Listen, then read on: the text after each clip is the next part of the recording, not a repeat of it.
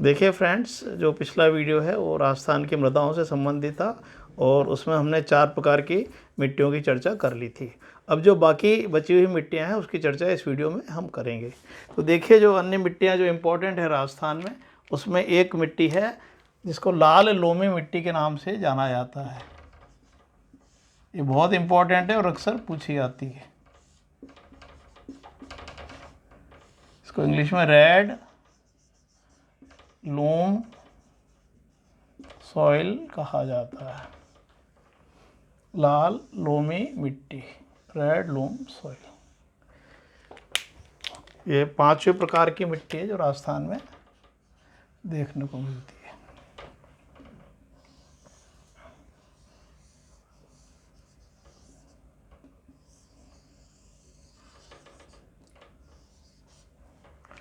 देखिए विद्यार्थियों, ये मिट्टी जो है दक्षिणी राजस्थान में जो उदयपुर है और डूंगरपुर जिला है, इसमें विशेष रूप से पाई जाती है। वैसे तो आसपास भी मिलती है, ऐसा नहीं कि और जगह नहीं मिलेगी, पर मेनली जो है ये 2 ज़िले इसके लिए फेमस है, डूंगरपुर और उदयपुर। तो एक तरह से ये मिट्टी दक्षिणी राजस्थान में देखने को मिलती है। तो इसका एक तो यही हो गया कि ये मिट्टी कहाँ पाई जाती है, दक्षिणी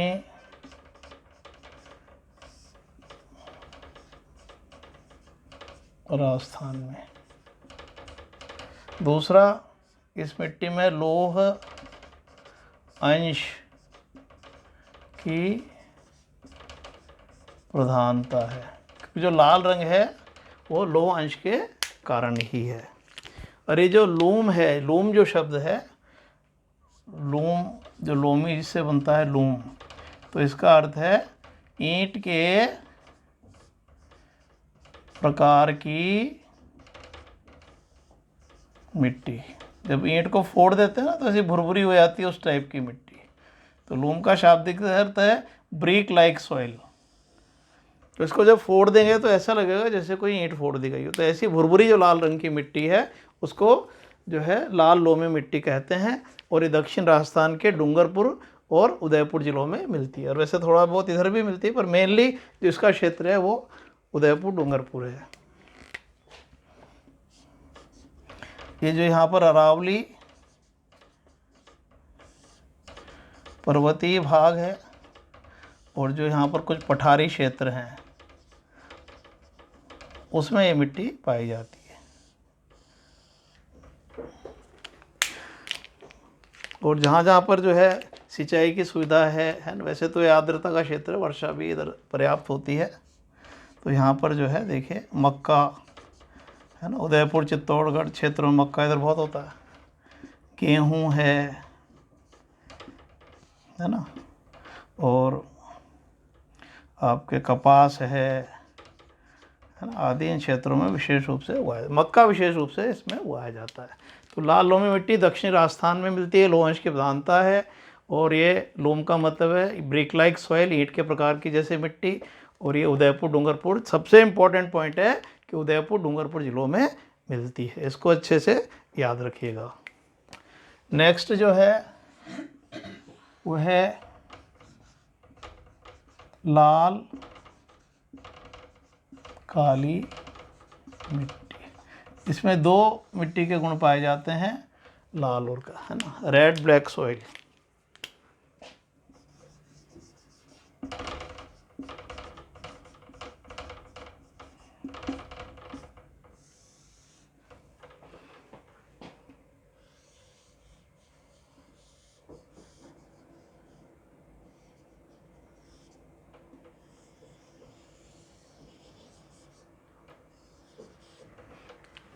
देखिए विद्यार्थियों, आपको पता है कि इधर जो है मैंने बताया था, उदयपुर और डूंगरपुर ज़िले में कौन सी मिट्टी मिलती है, रेड मिट्टी, लाल मिट्टी, है ना, लाल लोमी मिट्टी भी अपन ने चर्चा करी। और इधर देखिए विद्यार्थियों, हाड़ौती क्षेत्र में काली मिट्टी पाई जाती है, मध्यम काली मिट्टी, ब्लैक सॉइल। हाड़ौ क्षेत्र काली मिट्टी का है। और इधर ये जो मालवा का जो पठार है, ये सारा ये हाड़ौती का पठार है और इधर मालवा का पठार, मालवा क्षेत्र। और मालवा का पठार भी जो है काली मिट्टी में धनी है।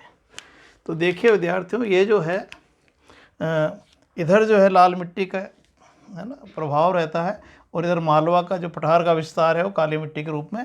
तो दोनों मिट्टियाँ मिलकर जो है ये इन क्षेत्रों में जो मिट्टी मिलती है वो है लाल काली मिट्टी। देखिए यहाँ पर भीलवाड़ा जिला है, चित्तौड़ है, प्रतापगढ़ है और बांसवाड़ा है। तो ये लाल इधर से जो है देखिए ये लाल मिट्टी का प्रभाव और इधर से काली मिट्टी, तो इसके कारण ये मिट्टी क्या कहलाई, लाल काली मिट्टी। तो ये ध्यान रखना कि दक्षिण राजस्थान के जो पूर्वी भाग हैं है ना, ये पूर्वी भाग है, इसमें ये लाल काली मिट्टी पाई जाती है।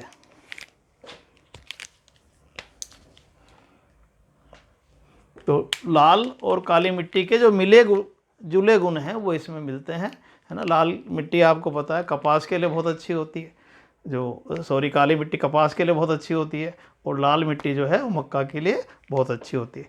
तो इस प्रकार की मिट्टी में विशेष रूप से जो है देखिए, एक तो क्या हुआ, ज़िले इम्पोर्टेंट है ना। ज़िले में अपने क्या देखा, भीलवाड़ा है ना, चित्तौड़,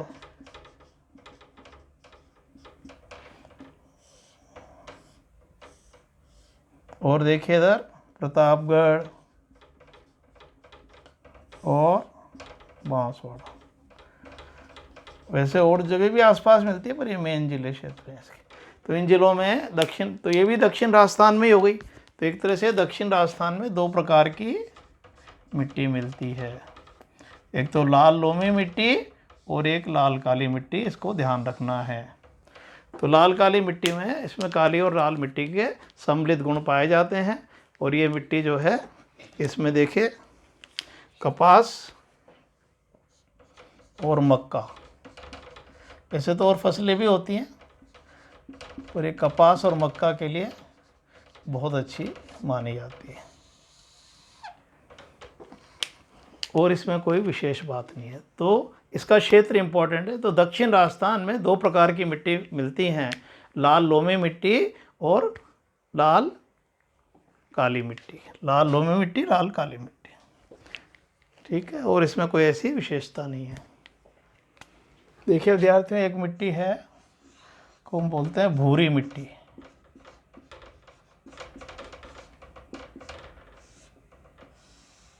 ब्राउन सॉइल,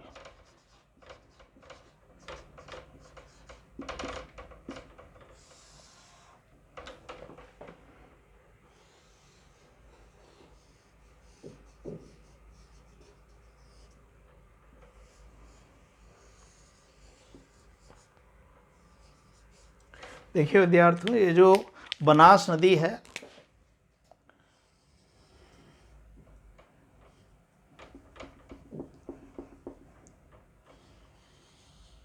ये बनास नदी का क्षेत्र है पूरा, नदियों में मैंने आपको बताया था। तो ये एक बार आरएस में प्रश्न आया था कि भूरी मिट्टी कहाँ पाई जाती है, बनास क्षेत्र में। देखिए भूरी रेतीली मिट्टी तो दूसरी, भूरी रेतीली मिट्टी तो कहाँ है, जब मरुस्थल है, रेतीला क्षेत्र है अरावली के पश्चिमी किनारों पर। और ये कौन सी है, केवल ब्राउन सॉइल, भूरी मिट्टी। ध्यान रखना, इसमें रेतीली मिट्टी जो है वो नहीं है, केवल ब्राउन सॉइल है। तो इसमें आपको पता है बनास की बजरी वगैरह बहुत फेमस है। तो ये जो है, और इसके जो ज़िले पूछ सकता है आपसे, ये पहले आया हुआ प्रश्न है। तो देखिए इसके ज़िले कौन से हो गए, अजमेर, टोंक, सवाई माधोपुर, इधर भीलवाड़ा और राजसमंद, है ना। बनास के जो क्षेत्र हैं उसके ज़िले ही इसके प्रमुख ज़िले हैं। तो ये मिट्टी जो है बनास, और इसके क्षेत्र में आप देखें खेती की दृष्टि से जो तरबूज है, खरबूजा है आदि, ककड़ी है, ये बहुत 3 क्षेत्रों में होता है और ये जायद की फसल में आता है राजस्थान में। तो बनास की जो ये क्षेत्र है भूरी मिट्टी का, ये तरबूज, खरबूजा और ककड़ी की खेती के लिए प्रसिद्ध है। इसे राजस्थान में जायद की फसलों के अंतर्गत भी रखा जाता है। तो भूरी मिट्टी बनास नदी से आपको याद रखना है, बनास नदी का क्षेत्र। और देखिए विद्यार्थियों, एक मिट्टी है कांप मिट्टी, इसके वैसे कई नाम हैं। इंग्लिश में इसको कहते हैं एल्यूवियल सॉइल। ये बहुत इम्पोर्टेंट है। भारत में जो गंगा के मैदान की मिट्टी है वही मिट्टी है ये। और ये देखिए राजस्थान में जो पूर्वी मैदानी भाग है उसमें ये मिट्टी विशेष रूप से पाई जाती है।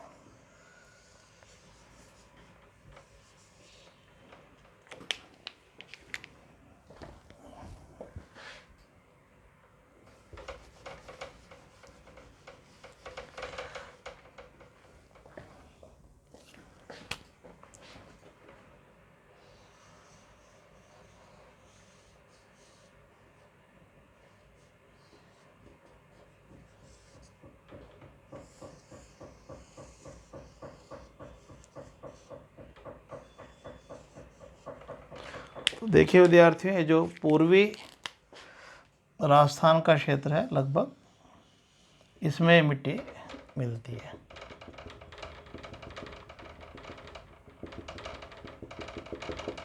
ये बेसिकली जो मैदानी भाग है उसका भाग है, पूर्वी राजस्थान का होता है, पूर्वी मैदान कहते हैं। तो ये मिट्टी जो है, इसको देखिए जलोढ़, कछारी, दोमट आदि नामों से भी जाना जाता है। तो कांप मिट्टी जो है ये जलोढ़, कछारी, दोमट आदि भी कहलाती है। यह राजस्थान की सबसे उपजाऊ मिट्टी है। ये ध्यान रखना, राजस्थान में सबसे ज़्यादा भाग पर तो रेतीली मिट्टी पाई जाती है, पर राजस्थान की जो सबसे उपजाऊ मिट्टी है विद्यार्थियों, वो है कांप मिट्टी, एल्यूवियल सॉइल, है ना। और ये कहाँ मिलती है? पूर्वी, इसको क्या बोलेंगे हम? पूर्वी मैदानी भाग। देखिए मैंने सबके मैप बना दिए, यदि आप अच्छे से देखेंगे तो याद हो जाएंगे आपको। और यदि हम इसमें जिलों की बात करें,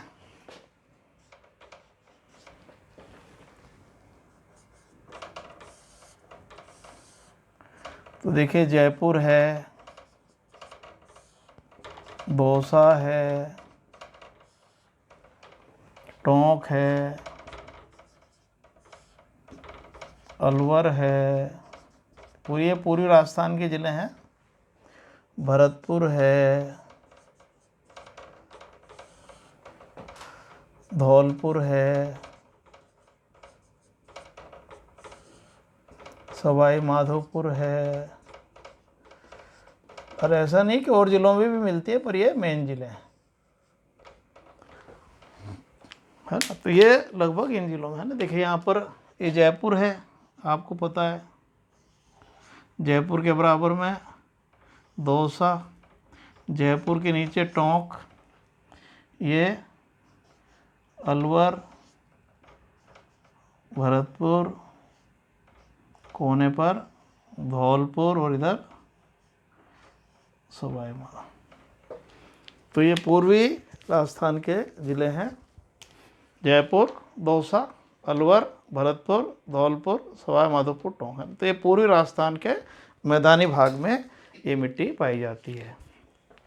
ये मिट्टी जो है नदी द्वारा बहाकर लाई गई है। ये मिट्टी नदी द्वारा बहाकर लाई गई है। इसमें नाइट्रोजन और कार्बनिक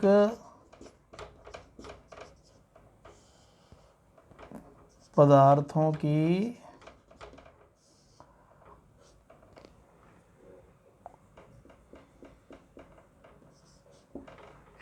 प्रधानता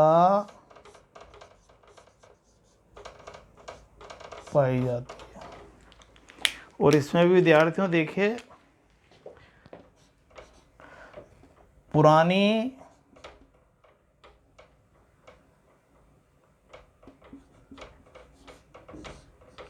कांप मिट्टी को खादर कहा जाता है, पुरानी कांप मिट्टी को बांगड़ कहा जाता है। बांगड़, जो पुरानी कांप मिट्टी है उसके क्षेत्र को बांगड़ कहा जाता है। और नवीन या नई कांप मिट्टी को, न्यू एल्यूवियल सॉइल को खादर के नाम से जाना है। ये भी कभी कभी पूछ लेते हैं खादर बांगड़ क्या है। तो जो राजस्थान में या पूरे भारत में पुरानी कांप मिट्टी बांगड़ कहलाती है और नई कांप मिट्टी को खादर कहा जाता है। तो देखिए जो शेखावाटी क्षेत्र है इधर, ये यहाँ पर तो पुरानी कांप मिट्टी मिलती है और ये जो पूर्वी मैदानी भाग है इसमें नई कांप मिट्टी मिलती है।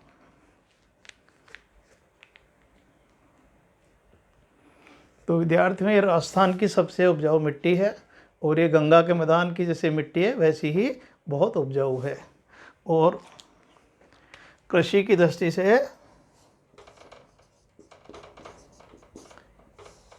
सबसे समृद्ध मिट्टी इसको आप कह सकते हैं। राजस्थान में आपसे पूछे कृषि की दृष्टि से सबसे समृद्ध मिट्टी किसको कहेंगे, तो कांप मिट्टी को कहेंगे। तो देखिए विद्यार्थियों, ये मैंने जो राजस्थान की प्रमुख मिट्टियां हैं, है ना, पिछले वीडियो में कुछ बता दी थी और ये है। और एक मिट्टी देखिए, एक मिट्टी और है राजस्थान में। देखिए इसको, इसका स्क्रीनशॉट खींच लीजिए।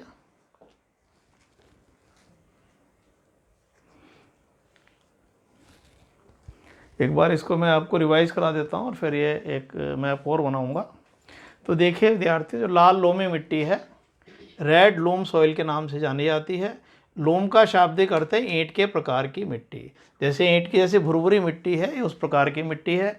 ये दक्षिण राजस्थान में डूंगरपुर उदयपुर में पाई जाती है। डूंगरपुर उदयपुर याद रखना, या फिर आएगा दक्षिण राजस्थान में। इसमें लौह अंश की अधिकता है ना, इसलिए इसका रंग जो है वो लाल है। ये अरावली के यहाँ पर जो पर्वतीय क्षेत्र हैं और यहाँ पठार वगैरह बहुत है, आपको पता है, लसाड़े का पठार है, बोराट का पठार है इधर अरावली पर्वत क्षेत्रों में, उसमें मिलती है। और ये मक्का, गेहूं और कपास की खेती के लिए अच्छी होती है। तो इसको बहुत अच्छे से याद करें। और ये बहुत पूछा जाता है कि लाल लोमी मिट्टी किन जिलों में मिलती है, उदयपुर और डूंगरपुर में। ठीक है। फिर देखिए लाल काली मिट्टी, रेड ब्लैक सॉइल, ये भी दक्षिण राजस्थान में मिलती है और कपास और मक्का के लिए अच्छी होती है। क्योंकि काली मिट्टी में कपास के लिए अच्छी होती है, लाल मिट्टी मक्का के लिए अच्छी होती है, और ये दोनों का मिला जुला क्षेत्र है। तो ये भी दक्षिण राजस्थान में मिलती है, पर ये दक्षिण राजस्थान के पूर्वी भाग में मिलती है। इसके जो ज़िले हैं भीलवाड़ा, चित्तौड़, प्रतापगढ़, बांसवाड़ा। भूरी मिट्टी ये बनास नदी के क्षेत्र में मिलती है। राजसमंद, भीलवाड़ा, अजमेर, टोंक, चित्तौड़, सवाई माधोपुर, ये इसके प्रमुख क्षेत्र हैं। और इसमें जो है तरबूज, खरबूजा, ककड़ी और जायद की फसलें इस क्षेत्र में बहुत होती हैं। और बहुत इंपॉर्टेंट सॉइल है ब्लैक सॉइल, एलुवियल सॉइल या कांप मिट्टी। इसे जलोढ़, कछारी, दोमट भी कहा जाता है। ये राजस्थान की सबसे उपजाऊ मिट्टी है। सबसे ज़्यादा भाग पर जो मिट्टी पाई जाती है वो रेतीली मिट्टी है। सबसे ज़्यादा जो उपजाऊ है वो कांप मिट्टी है, जो पूर्वी मैदानी भाग में मिलती है। इसके ज़िले हैं देखिए जयपुर, दौसा, टोंक, अलवर, भरतपुर, धौलपुर, सवाई माधोपुर। और ये नदी द्वारा बहाकर लाई गई है। इसमें नाइट्रोजन, कार्बनिक पदार्थों की प्रधानता। देखिए जो मिट्टियां हैं भारत के, उसमें नाइट्रोजन की कमी पाई जाती है, इसीलिए यूरिया खाद दिया जाता है ना, नाइट्रोजन के कारण। पर इसमें जो है नाइट्रोजन तत्व की प्रधानता है, इसलिए ये उपजाऊ मिट्टी कहलाती है और कृषि के लिए सबसे समृद्ध है। और पुरानी कांप मिट्टी को बांगड़, नई कांप मिट्टी को खादर कहा जाता है।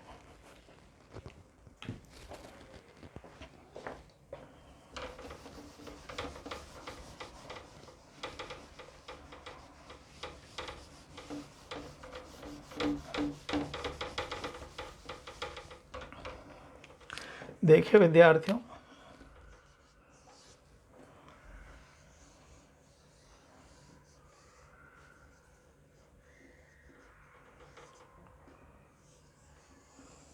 देखिए टेंटेटिव मैप्स बनाए हैं मैंने समझाने के लिए, और इसका उद्देश्य कुछ भी नहीं है, केवल अच्छे से समझ में आ जाए आपको। तो एक मिट्टी है भूरी रेतीली कांप मिट्टी, ये मिली जुली मिट्टी है।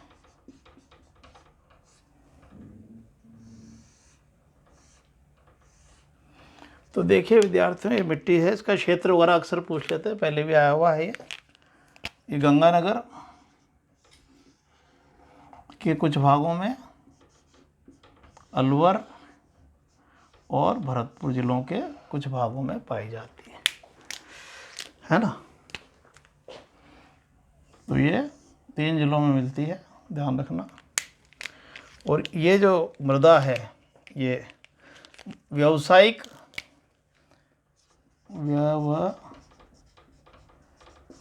फसलों के लिए अच्छी मानी जाती है। इसमें व्यावसायिक फसलें खूब होती हैं, है ना। देखिए कौन कौन से विशेष रूप से, आप देखो, है ना, कपास है, इधर खूब होता है आजकल, है ना। इधर आपका अलवर भरतपुर क्षेत्र में सरसों खूब होती है, हाँ। गंगानगर साइड में गन्ना बहुत होता है। तो ये जो है कपास, सरसों, गन्ना, ये सब ज़्यादातर क्या है, ये सब व्यावसायिक फसल हैं।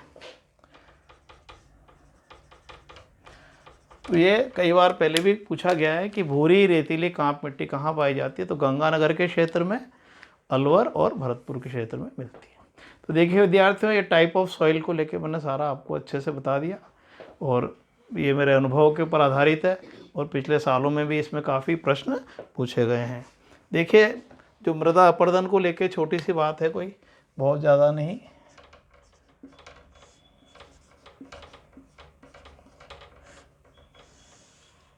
देखिए राजस्थान में एक तो परत अपर्दन होता है, और दूसरा होता है अवनालिका अपर्दन,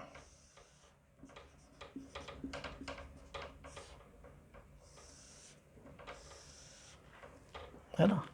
तो देखिए विद्यार्थियों,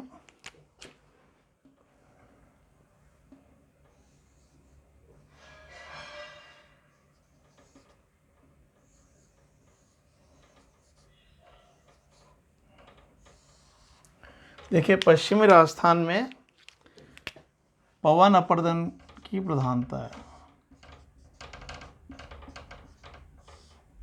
और पूर्वी राजस्थान में जल अपर्दन की प्रधानता है। ध्यान रखना, जल द्वारा जो अपर्दन है वो पूर्वी राजस्थान में होता है, क्योंकि इधर नदियाँ बहुत हैं, वर्षा भी खूब होती है। पश्चिमी राजस्थान में जो अपर्दन होता है वो पवन अपर्दन होता है, क्योंकि विंड्स तेजी से चलती हैं और उपजाऊ मिट्टी को इधर से उधर ले जाती हैं। तो परत अपर्दन में तो क्या होता है विद्यार्थियों, ऊपर की जो उपजाऊ मिट्टी होती है वो उड़कर मरुस्थलीय क्षेत्रों में वो इधर उधर चली जाती है, या पूर्वी राजस्थान में वर्षा काल में ऊपर की उपजाऊ मिट्टी बह जाती है। तो परत का मतलब है ऊपर की उपजाऊ मिट्टी का बह जाना। तो ये जो है पश्चिमी राजस्थान में पवन अपर्दन के द्वारा होता है, और पूर्वी राजस्थान में जल अपर्दन के द्वारा होता है। और जो अवनालिका अपर्दन है वो चंबल नदी के क्षेत्रों में होती है। आपसे जनरल पूछा जा सकता है कि अवनालिका अपर्दन के लिए कौन सी नदी प्रसिद्ध है, चंबल नदी। और इसमें जो है गहरे गहरे जो गड्ढे बन जाते हैं, और इसके कारण जो है कंदराओं का और भेड़ों का जन्म होता है। तो ये देखिए कुछ अपर्दन को लेकर छोटी बातें हैं। तो इसमें ये ध्यान रखना है कि पश्चिमी राजस्थान में पवन अपर्दन का प्रभाव है और पूर्वी राजस्थान में जल अपर्दन का प्रभाव है। देखिए विद्यार्थियों,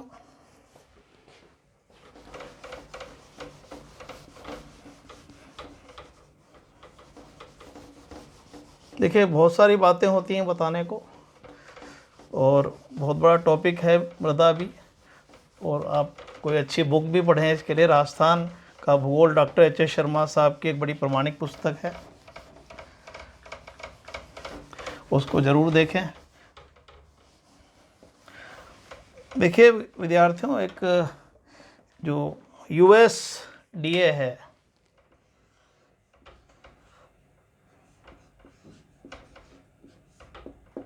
अमेरिका का ये कृषि विभाग है।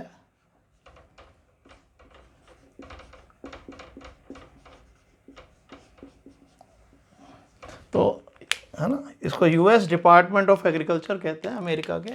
इन्होंने मिट्टी का एक वैज्ञानिक वर्गीकरण प्रस्तुत किया है। तो एक साइंटिफिक जो क्लासिफिकेशन है सॉइल का, वो अमेरिका के US के डिपार्टमेंट ऑफ एग्रीकल्चर द्वारा प्रस्तुत किया गया है। और इसमें जो है राजस्थान में भी 4-5 प्रकार की मृदाएं इसमें से पाई जाती हैं।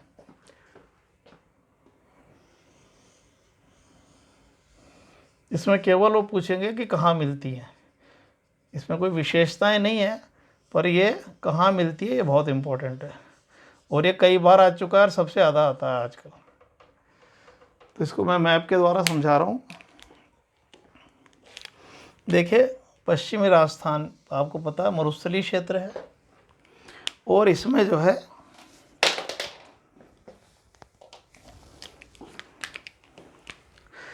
सभी जिलों में है ना रेतीली मिट्टी पाई जाती है। अधिकांशतः आपको पता है कि पश्चिमी राजस्थान में रेत की अधिकता है।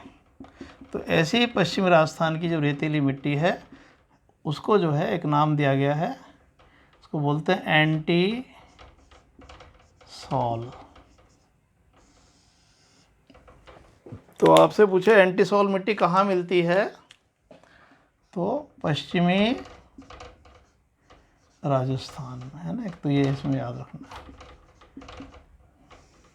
पश्चिमी राजस्थान में सभी ज़िलों में पाई जाती है। तो जो भी 12 मरु ज़िले हैं सभी में मिलती है। ये एक्चुअली जो नवीन मृदा होती है जो उसको ये और जलवायु दशाओं में मिलती है।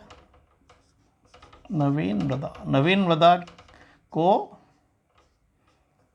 ही एंटी सॉल कहा जाता है। तो देखिए मरुस्थलीय क्षेत्रों में आंधियाँ उड़ती हैं, रेत के टीले इधर से उधर शिफ्ट हो जाते हैं।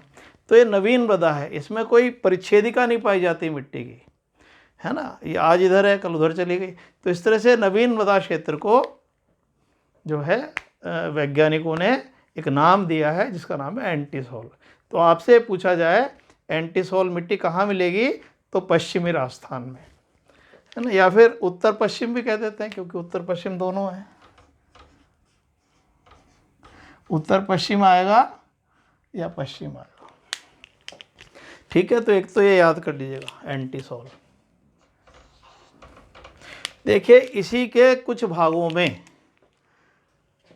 मरुस्थलीय क्षेत्रों में ही कुछ भागों में एक दूसरे प्रकार की मिट्टी पाई जाती है, इसको बोलते हैं एरिडोसॉल।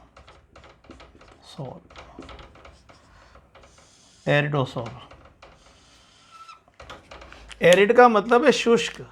तो ये मिट्टी कहाँ मिलेगी, शुष्क क्षेत्रों में।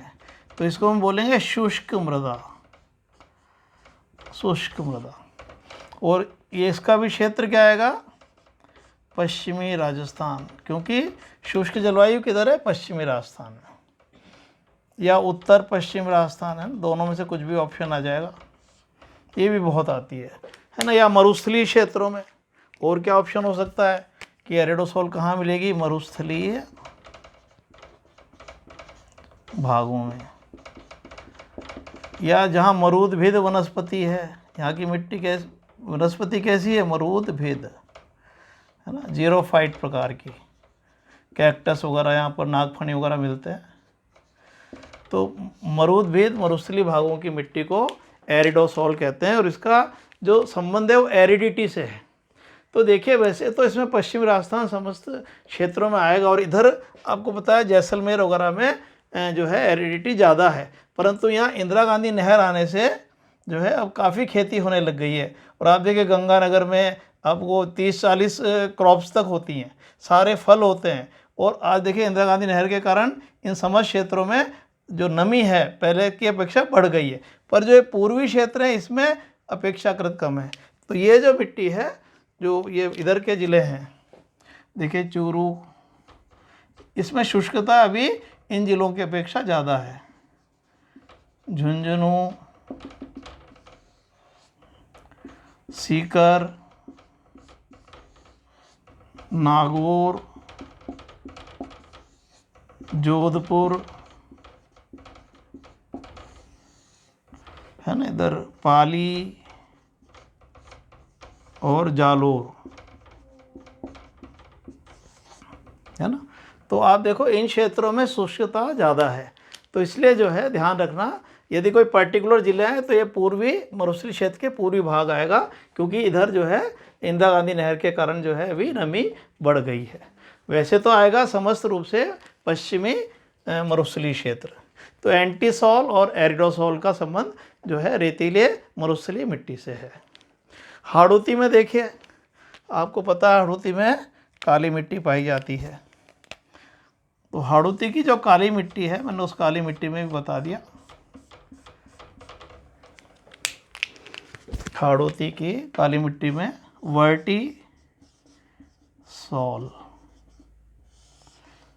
तो ये बहुत इंपॉर्टेंट है, इनको अच्छे से याद कर लें। तो ये क्या हुई? काली मृदा वाला क्षेत्र। इसमें चीका की प्रधानता है, चीका की प्रधानता पाई जाती है, क्ले अधिक होती है। तो ऐसी मिट्टी जो चीका प्रधान होती है उसको वर्टीसॉल कहते हैं। तो वर्टीसॉल कहाँ मिलेगी? हाड़ौती क्षेत्र में या कोटा, बूंदी, झालावाड़ 12 क्षेत्रों में मिलेगी। तो ये आपको याद रखनी है। और देखिए विद्यार्थियों, ये जो दक्षिण पूर्वी राजस्थान है इसके लगभग सभी ज़िलों में एक मिट्टी और पाई जाती है। ये 2, ये 3 हो गए। चौथा अल्फीसॉल, इसको बोलते हैं अल्फीसॉल, है ना, क्योंकि दक्षिण पूर्वी राजस्थान में मिलती है मिट्टी, लगभग काफ़ी ज़िलों में मिलती है दक्षिण पूर्वी राजस्थान के। और क्योंकि आपको पता है दक्षिण पूर्वी राजस्थान में कांप मिट्टी भी पाई जाती है, तो कई लोगों ने इसे कांप मिट्टी को ही अल्फीसॉल कह दिया। तो अगर एग्जाम में ध्यान रखना, इस तरह से कोई आए तो आपको याद रखना है जो कांप मिट्टी का क्षेत्र है दक्षिण पूर्वी राजस्थान में, उसमें अल्फीसॉल पाई जाती है। अल्फीसॉल देखें, AlFeSOL। तो ये जो है Al का मतलब क्या है? एल्यूमिनियम, और Fe का मतलब है फेरस, फेरस मतलब लोहा। तो इस मिट्टी में एल्यूमिनियम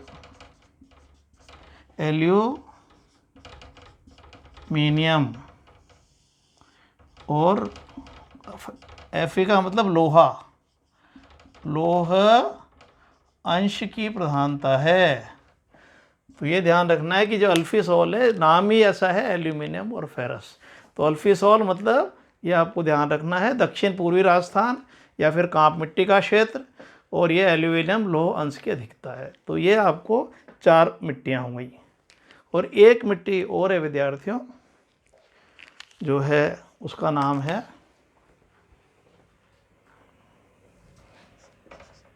इनसेप्टिसॉल,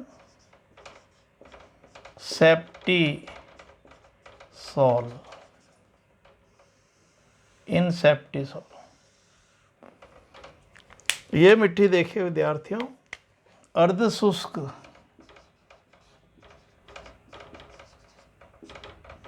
से और आर्द्र जलवायु क्षेत्र में पाई जाती है। अर्ध शुष्क से आर्द्र जलवायु के बीच ये मिट्टी कहीं पर भी मिल सकती है, पर यह मिट्टी क्या याद रखना है, शुष्क प्रदेश में नहीं पाई जाती है ना। कई बार विशेषताएं पूछ लेते हैं, नहीं मिलती, शुष्क प्रदेश में नहीं मिलती है, तो अर्ध शुष्क में मिलेगी और आर्द्र, और अर्ध शुष्क से आर्द्र जलवायु के बीच।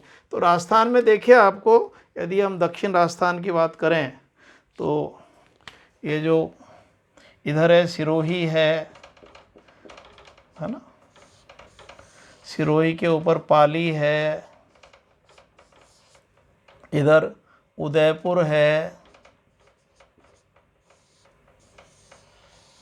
ये राज समंद है, फिर इधर भीलवाड़ा है, चित्तौड़ है। तो देखिए विद्यार्थियों, ये दक्षिण में जो ज़िले हैं 6 ज़िले विशेष रूप से, देखो इसको मैं मैप में बताऊं तो आपको ज़्यादा अच्छा समझ में आ जाएगा। यहाँ बना देता हूँ मैप इधर। देखिए कोई भी चीज़ है बिना मैप के समझ में नहीं आती।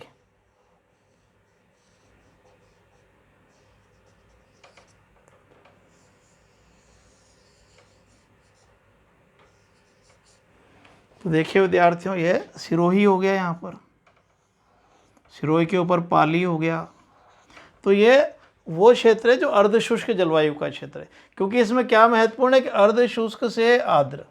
तो अर्धशुष्क और इधर आर्द्रता इधर दक्षिण में इधर होती है, इधर तो मिल नहीं सकते, अर्ध इधर ही मिलते हैं।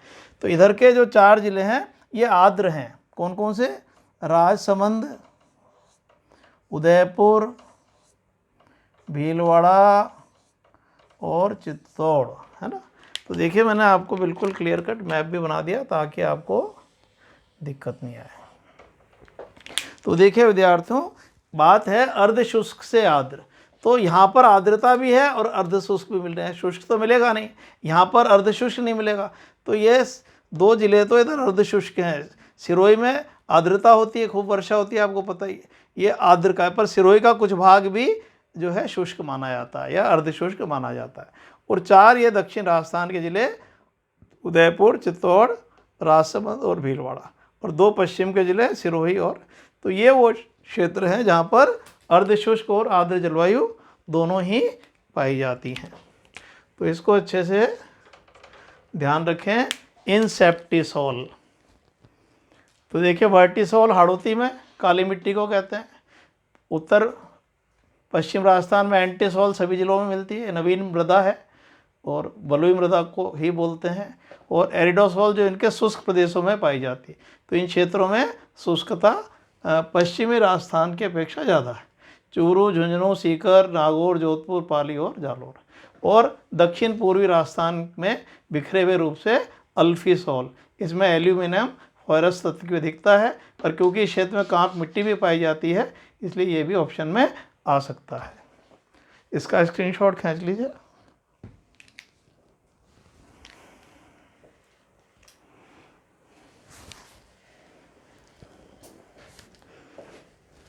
देखिए विद्यार्थियों, ये अपना मृदा का टॉपिक हो गया और मैंने आपको 2 वीडियो में बहुत अच्छे जो फैक्ट्स हैं जो आते हैं, बाकायदा मेरे पिछले सालों का अनुभव है उसके हिसाब से बताया है। इसको आपको 2-3 बार अच्छे से देखेंगे तो जो मृदा के टाइप्स हैं वो सारे आपको क्लियर हो जाएंगे। ठीक है, तो इसको आप अच्छे से पढ़िए और जितना देखें मन से पढ़ेंगे उतना ही कंपटीशन में पास होने की संभावना भी बढ़ जाएगी। तो इसलिए जो भी पढ़ाई करें मन से पढ़ाई करें। ठीक है, चलो मिलते हैं नेक्स्ट वीडियो में। Thank you, bye.